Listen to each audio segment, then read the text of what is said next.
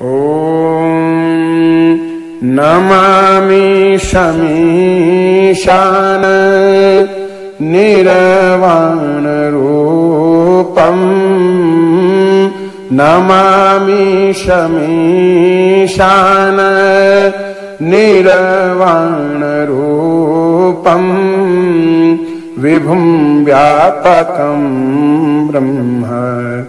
वेदस्वरूपम् निजं निरगुणं निर्विकल्पं निरीहं चिदाकाशमाकाश वाशं भजेऽहं निराकारमूकार मूलं तुरीयं गिरा ज्ञान गोतीता मीशं गिरीशं करालं महाकाल कालं कृपालं करालं महाकाल कालं कृपालं गुणागार संसार पारं नतोऽहं तुषारादृशं काश गौरं गंभीरं मनोभूतकोटिः प्रभाश्री शरीरं स्फुरन्मौलिकल्लोलिनी चारुगंगा स्फुरन्मौलिकल्लोलिनी चारुगंगा लसद्भालभालिन्दु कंठे भुजंगा चलत्कुण्डलं भ्रू श्रुनेत्रं विशालं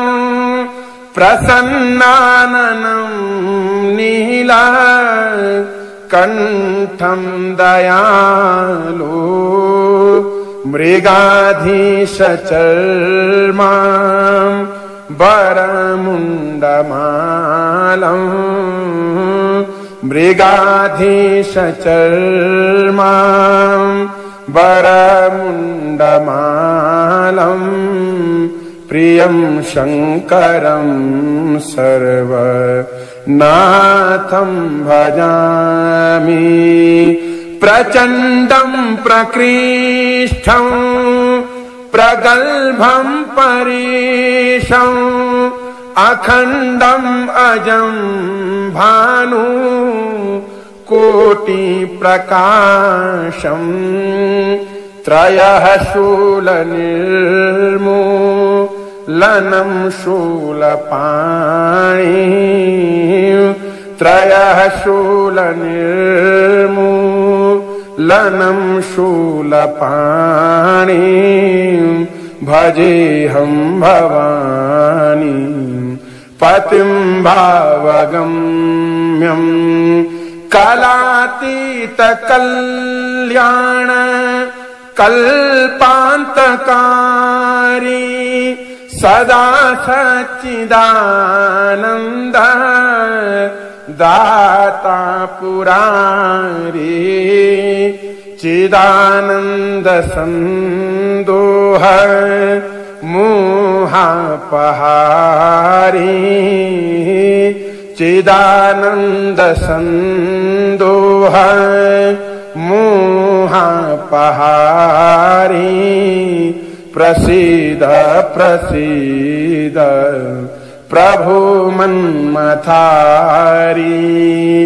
नयावदुमानाथ पादारविन्दं भजन्ति हलोके परे वानराणां न तावत् सुखं शान्ति संतापनाशं प्रसीद प्रभु सर्वभूताधिवासम्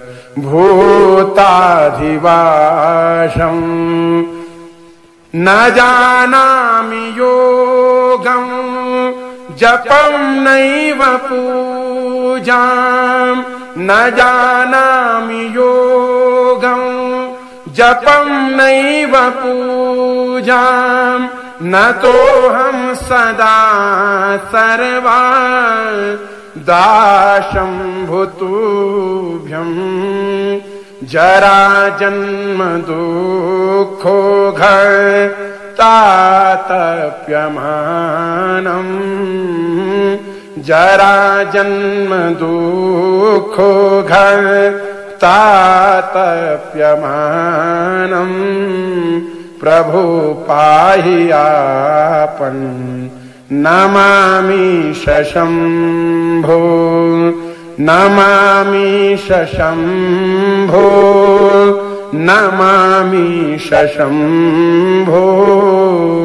प्रभु पाहि आपन् नमामि शशम्भो प्रभु पाहि आपन् नमामि शशम्भो।